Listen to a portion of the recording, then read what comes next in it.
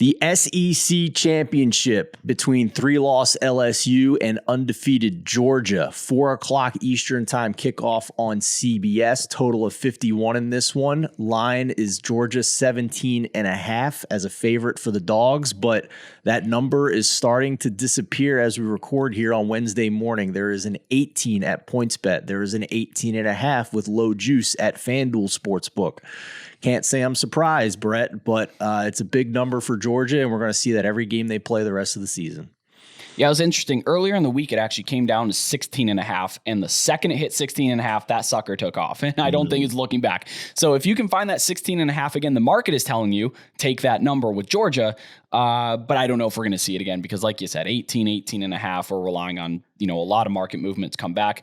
This game is actually really inconsequential for Georgia outside of we like to see our first SEC championship since 2017. But win or lose, they're in the playoff. There's no question about that. I don't think that they're going to drop from 1 to 5, even if they lose by 25 in this game. I just don't see that happening. LSU, this is fun. They have 16.8 implied team points because we have a 51 point over under with, actually that's even down now for hitting that 18.5. So under 17 implied team points. That's not ideal, for winning football games or keeping it close. I think we're going to be seeing a lot of Jaden Daniels in this one because LSU can't really run the ball very well. They're 77th in rush EPA, and Georgia is just about first in every rushing category. So I don't think that they're going to line the ball up and try to run. I think they're going to try to put it in Jaden Daniels' hands, get to the edges, maybe create some chaos, see something break loose. Unfortunately, with Georgia this year, we haven't seen that work. We haven't really seen a lot work against them. I know the Tennessee game turned into a mud fest, but Tennessee's offense just wasn't moving the ball whatsoever even before it started raining. And Brian Kelly is just awful in big spots, just awful, abysmal. 0-5 in New Year's 6 playoff and BCS championship games. He has a Citrus Bowl win. Sure, that's fun. Congrats. That's about the biggest. Yeah, it's the biggest bowl win that he has. He's just terrible in these big kind of games, and this is his first conference championship in forever and first SEC championship ever.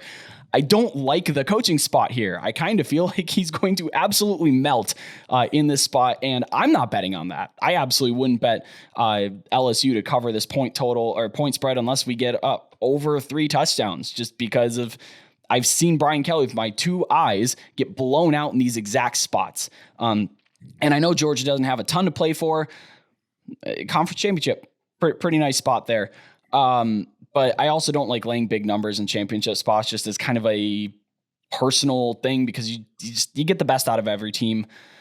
That said, Georgia's probably the right side.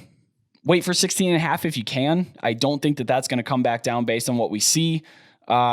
Yeah, that's kind of where I stand on this one. I'm not really betting it. I just kind of wanted to talk over, the numbers and imagine putting this out without the SEC championship talk.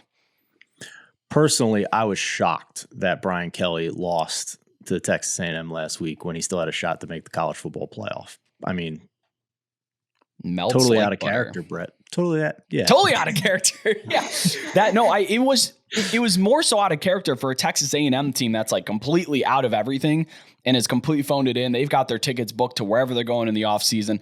1-2-3 Cancun team, as we like to call them, and still got up for 37 points against LSU.